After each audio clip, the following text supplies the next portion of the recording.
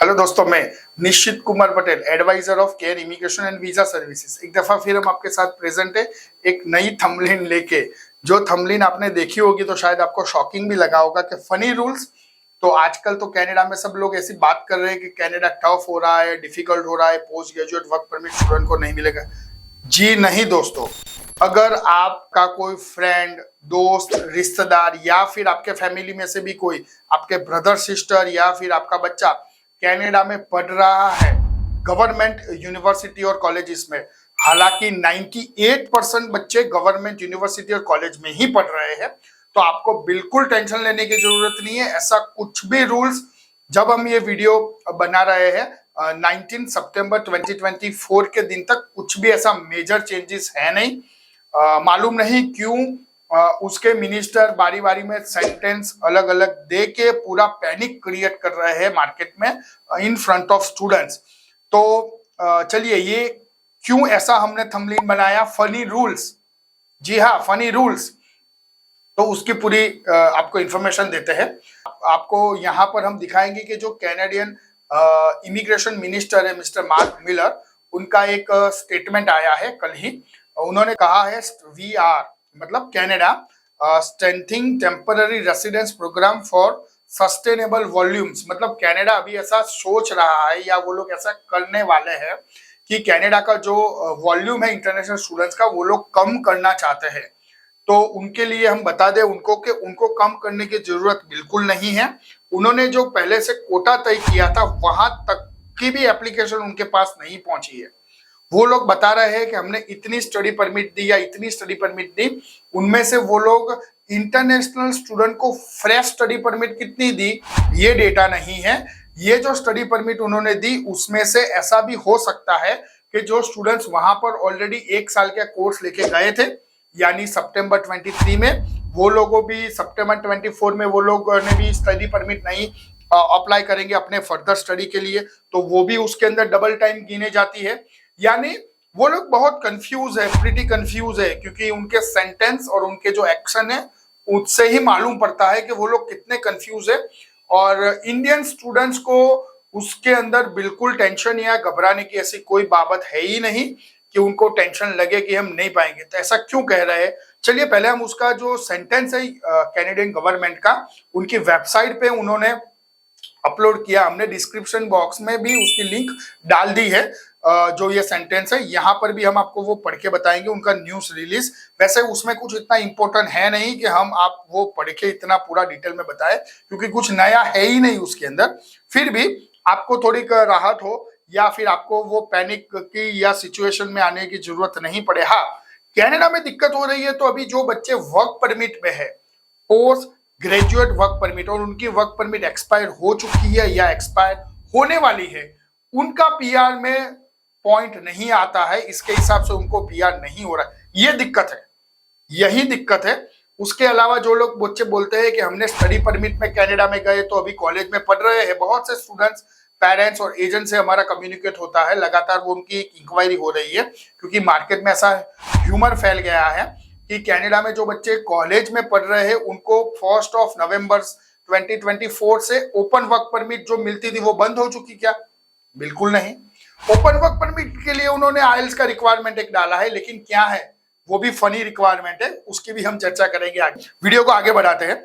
तो कनाडा का ये जो प्रेस रिलीज है उसमें लिखा है कि Canada has a long and proud history of welcoming newcomer. वो तो है ही।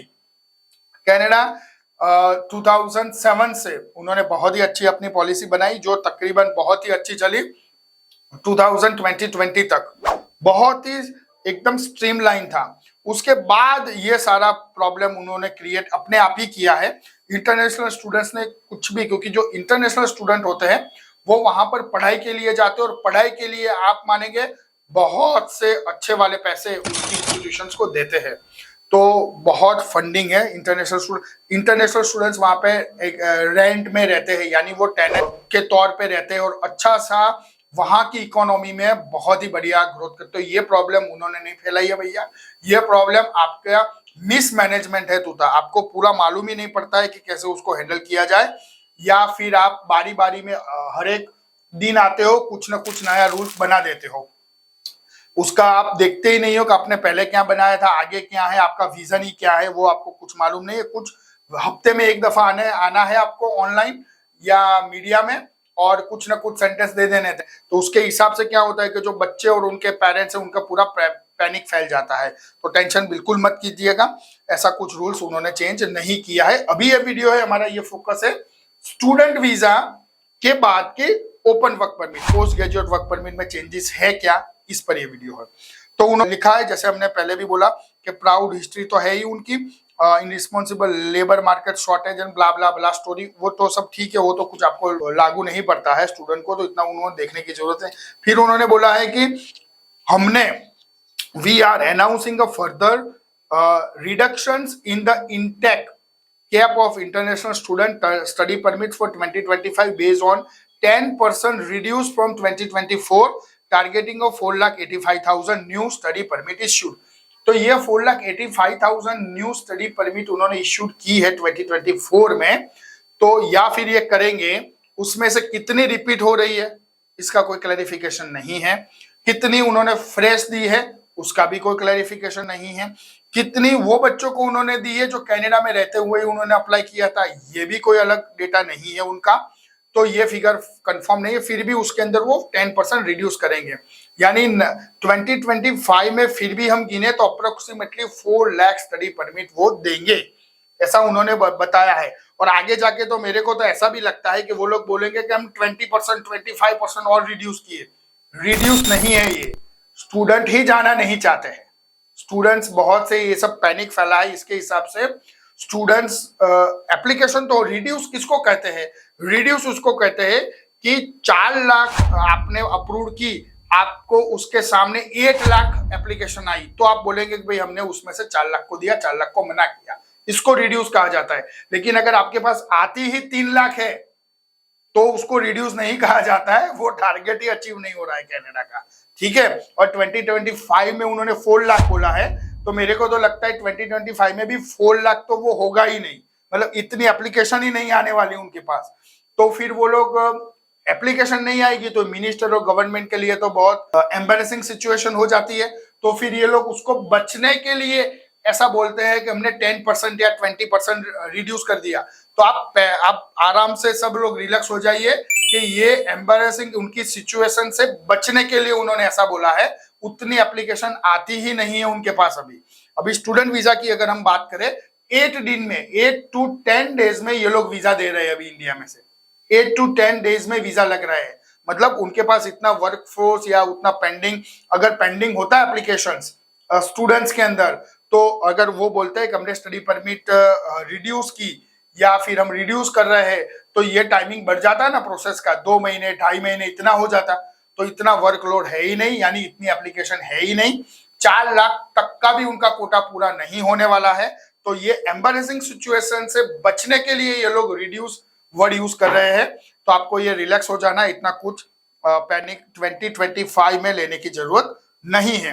ये लोग बोलते हैं कि हम 2025 में रिड्यूसिंग स्टडी परमिट इश्यूड 4,37,000 तक ले आएंगे। तो हमारा तो ऐसा मानना है कि 4 लाख तक ही नहीं होगा, ठीक है। फिर आगे जाके ऐसा सेंटेंस हो सकता है, शायद ये लोग ही बोले कि हमने 10% रिड्यूस बोला था लेकिन अभी हमने 20% रिड्यूस कर दिया, तो वो किया नहीं है, वो इतनी एप्लीकेशन ही नहीं आई। तो ये आपको समझना है। फिर आता है updating post graduate work permit programme this fall to better alignment with immigration goal और लेबर मार्केट। तो ये आप रेडी हो जाइए कि एक और नया शगुफा वो लोग फोड़ेंगे पोस्ट ग्रेजुएट वर्क परमिट के बारे में। ये तकरीबन 1-2 महीने के अंदर कुछ नया लाएंगे सिस्टम वगैरह, देखते हैं। उसके अंदर वो इतने लूप पॉइंट लेके आते हैं कि अल्टीमेटली जो स्टूडेंट्स और पेरेंट्स होते हैं ना, वही सफर करते हैं, बाकी सारे लोग पैसा बना देते हैं। जैसे लिमिया का सारा मालूम है सबको, limited work permit eligibility letter this year, यानी ये साल में अच्छा एक और नया उन्होंने रूल्स पहले से बना दिया कि जो यूनिवर्सिटी में पढ़ने जाएंगे बच्चे, उनके स्पाउस को स्टूडेंट्स उनके स्पाउस को वो लोग ओपन वर्क परमिट देंगे। तो यूनिवर्सिटी बहुत सी ऐसी थी जो 1-1 साल का कोर्स ले रही थी, तो बच्चों ने वो अपडेट कर दिया और यूनिवर्सिटी ने ऐसा मार्केटिंग भी किया कि 1 साल का कोर्स लो 3 साल की वर्क परमिट लो, 1 साल का कोर्स लो 3 साल की वर्क परमिट लो। बहुत से स्टूडेंट्स ने उसके लिए एनरोल किया, फिर उनको मालूम पड़ा कि साला गलत हो गया, फिर उन्होंने उसके अंदर क्लोज लगाया 16 मंथ का मास्टर होना चाहिए मिनिमम, 16 मंथ। याद रखिए, अगर आप कनाडा, पहली बात जाना चाहिए, बहुत ही बढ़िया कंट्री है, ऑफ कोर्स जाना चाहिए। सेकंड पार्ट, वहां के यूनिवर्सिटी कॉलेजेस सही में अच्छा एजुकेशन देती है।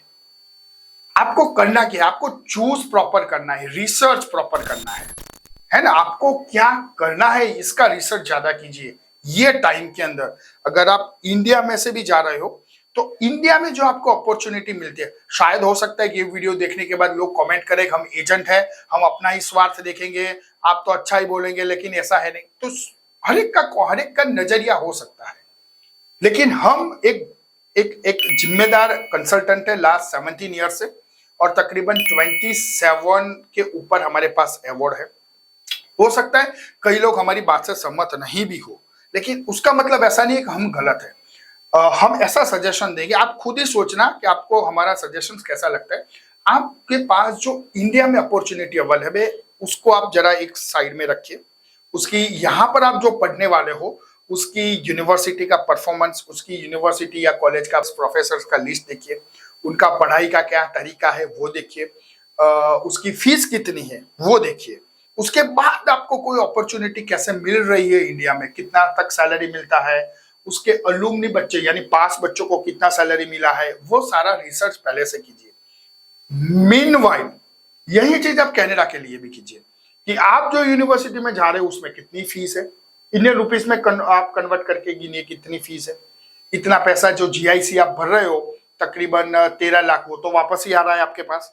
तो फीस कितनी जा रही है, तो फीस आपकी 1 साल की इतनी जा रही है, 2 साल की इतनी जा रही है, 3 साल और 4 साल की। ये फीस खत्म करने के बाद मेरे पास वहां पर ऑप्शंस क्या रहते हैं, वहां पर जॉब करने से मेरे को कितना अर्निंग होगा, या फिर मैं वहां से इंडिया आऊंगा तो मेरे पास क्या अपॉर्चुनिटी रहेगी।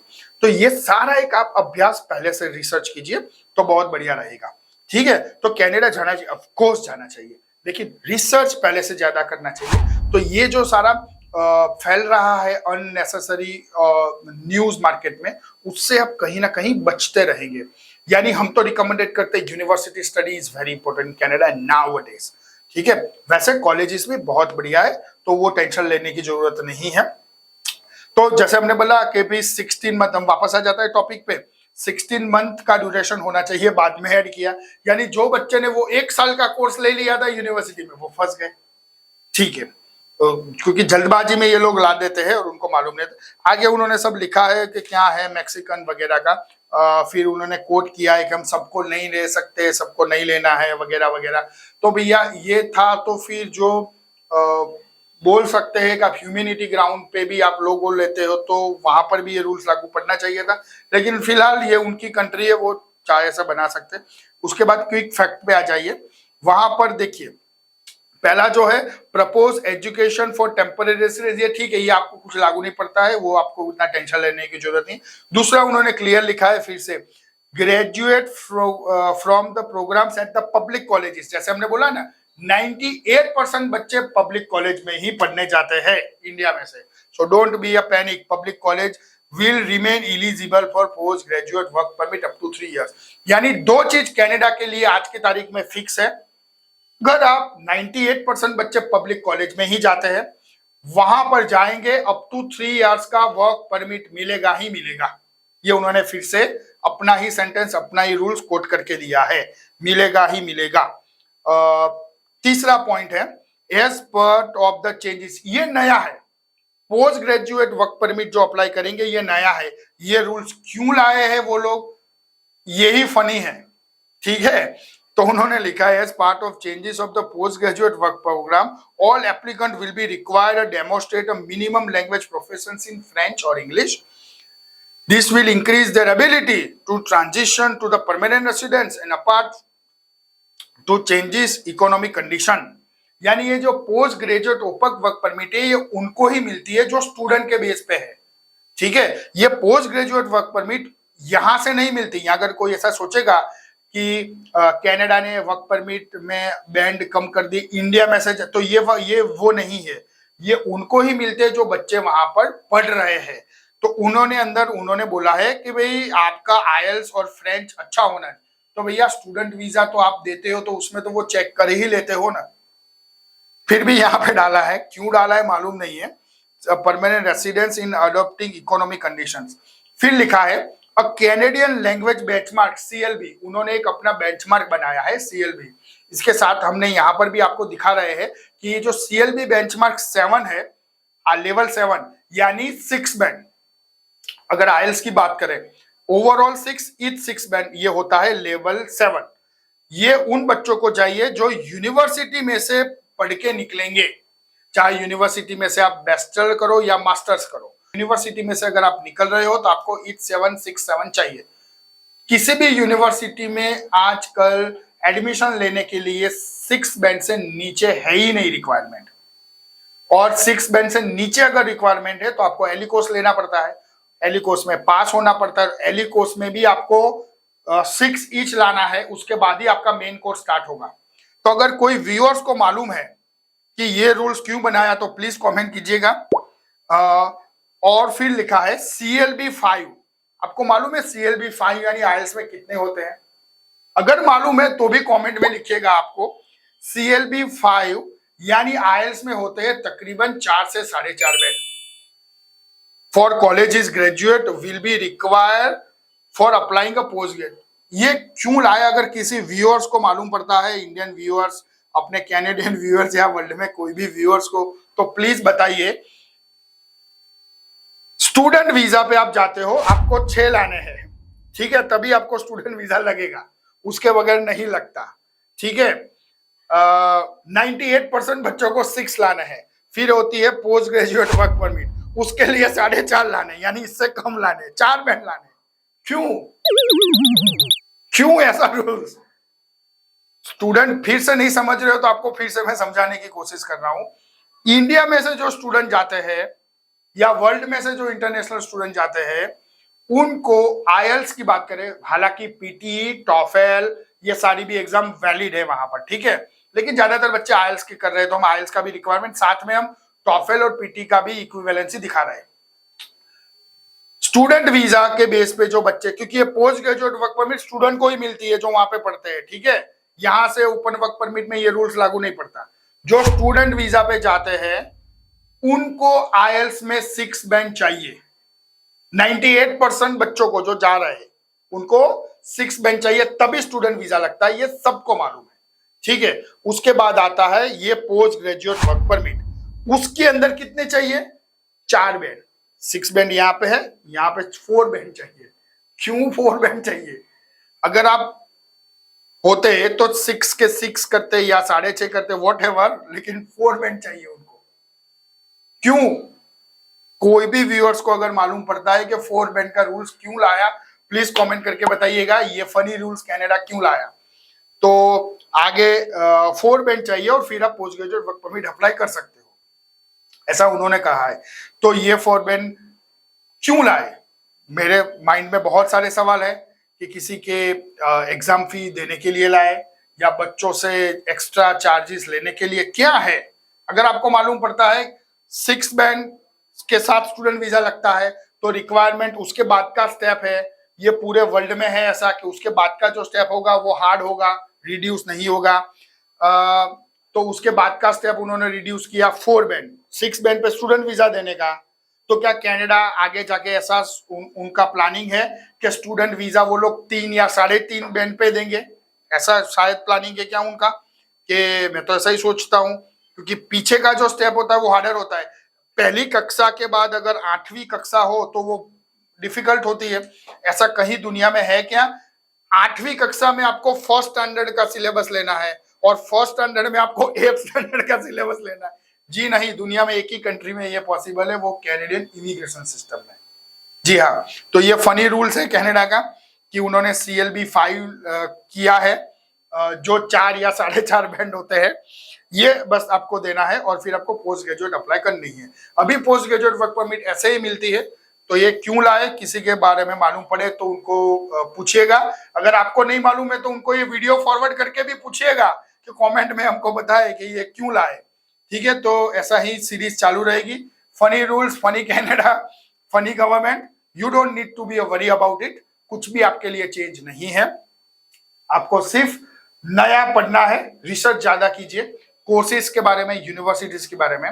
और फिर भी कनाडा बहुत अच्छी कंट्री है, कनाडा के पास नेचुरल रिसोर्सेज बहुत है, कनाडा के पास नेचुरल रिसोर्सेज यानी मेटल बहुत है, उसके पास ऑयल बढ़िया है, कंट्री रिच है, आगे जाके वो और रिच होगी, उसमें कोई बेमत नहीं है, इकोनॉमी बहुत बढ़िया है, उसका डॉलर का रेट भी बढ़िया है, Canadian people are very good in the world, क्योंकि बहुत से कैनेडियन जो अभी वहां पर है वो माइग्रेट ही है, तो जाना चाहिए, यस, बहुत ही अच्छी तरह पढ़ना जाना चाहिए, यूनिवर्सिटी कॉलेज का सिलेक्शन बहुत अच्छा कीजिए। और आपको अगर ये वीडियो अच्छा लगता है आपको लाइक और फॉरवर्ड कीजिए, और ऐसे ही मोर अपडेट्स के लिए, फ्री में अपडेट्स के लिए इस चैनल को सब्सक्राइब कीजिए। और भी अगर कोई आपके पास क्वेरी है तो केयर इमिग्रेशन की अहमदाबाद, महसाना और कलोल में हमारी ब्रांच आपसे जरूर मदद करेगी आपके क्वेश्चन को सॉल्व करने के लिए। Thank you very much for watching the video.